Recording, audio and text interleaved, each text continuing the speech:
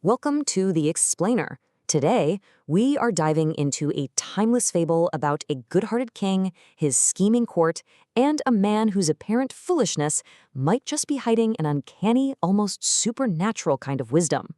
So this is the core puzzle of our story. It really pits calculated, self-serving intelligence against something, well, something far more mysterious. You might call it luck, fate, or even providence. Let's set the scene. Okay, so our story begins with this benevolent king, a really good ruler who started to feel this growing emptiness in his court. He just sensed his kingdom was stagnating, you know? It was lacking that certain spark of genuine insight. I mean, he was surrounded by advisors who were absolute masters of flattery, but they offered no real wisdom. He was just craving a spark of brilliance that would genuinely help his people thrive. Feeling pretty restless, the king took his court out into the forest. Maybe he was hoping nature itself held an answer. And well, it did, just in the form of a very, very unlikely person. There, sitting under a tree and totally lost in his own world, was a man who appeared, well, utterly mad. But the king, he looked past the surface and saw a different possibility. He wondered, is this man a fool, or is he a genius so profound he just operates on a whole other plane? It's such a stark contrast, right? You've got the polished, empty advisors versus this lone, strange figure who was about to change everything. So when the king questioned him, the man declared this with such baffling confidence that the king was just intrigued. His courtiers, already jealous, started whispering that the king should bring this harmless fool to the palace, secretly assuming he'd be super easy to get rid of later. And this is where the man's strange fortune first shows itself. On the way to the palace, he tries to escape, forcing the whole royal party down a different path. And when they finally arrive, they learn an enemy army was lying in wait on their original route. His foolish acts had just saved all of their lives. The king was now totally convinced of the man's special nature and gave him a seat of honor. But this newfound favor, it just ignited a fire of pure, unadulterated envy in the hearts of the royal court. This envy, this hased, is really the poison that drives the rest of our story. They were unable to accept that a stranger could rise so high, so fast. So the courtiers began to hatch a series of plots designed to disgrace the king's new favorite once and for all. Their first plan was wickedly simple. They went up to the man and told him that, as a court tradition, he had to slap the king to truly begin the day's proceedings. They promised him great rewards, fully expecting him to be executed for the offense. And the man, in his utter naivete, believed them instantly. He responded with this totally foolish enthusiasm, thinking he was about to impress everyone. The next day in court, with the courtiers barely hiding their smirks, he acted. He marches right up and delivers a powerful slap to the back of the king's neck. The crown goes flying off, and as it hits the floor, a deadly scorpion crawls out from where it had been hiding. In this shocking twist, the foolish act was a life-saving one. So was the man punished? Nope.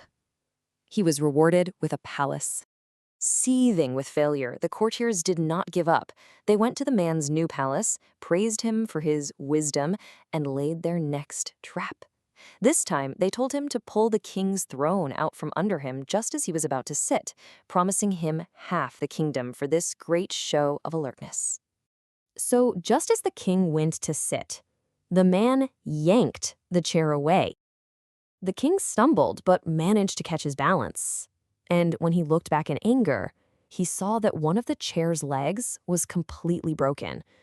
Had he sat down, the throne would have collapsed, causing a really serious injury. And the results? Well, the king interpreted this not as an attack, but as an act of incredible foresight and loyalty. So he promoted the man on the spot. He was now the general of the entire army. Each of the courtiers' failed plots was just making him more and more powerful. This utter desperation led the courtiers to their final, most dangerous gamble. They came up with a plot so treacherous it would endanger the entire kingdom, all just to get rid of one man. The courtiers' final plot was definitely their most treacherous. They secretly contacted a neighboring king and convinced him to declare war. Their plan was simple: put their new foolish general on the front lines and make sure he would be the first to fall.